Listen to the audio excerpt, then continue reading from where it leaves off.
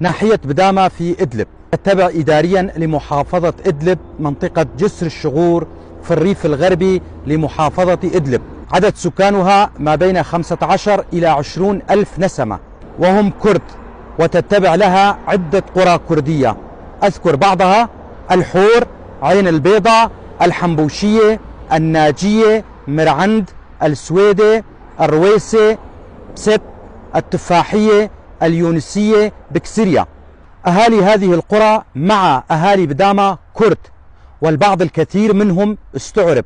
اسمحوا لي أن أقول البعض الكثير لأن عددهم كثير، وذلك نتيجة سياسات الحكومات المتعاقبة الشوفينية، ونتيجة اعتقاد الكثير منهم بقدسية اللغة العربية كونها لغة القرآن، علما أن جميع اللغات من الله سبحانه وتعالى، وجميعها مقدسة، إن كان يجوز أن نطلق على اللغات صفة القدسية. وصلتني هذه المعلومات من أحد أبناء المنطقة، وأنا ألقيها بصوتي. أنا علي عبد الله كولو، محام من منطقة درباسية. كل التحية لأهلنا في ناحية بدامة والقرى التابعة لها.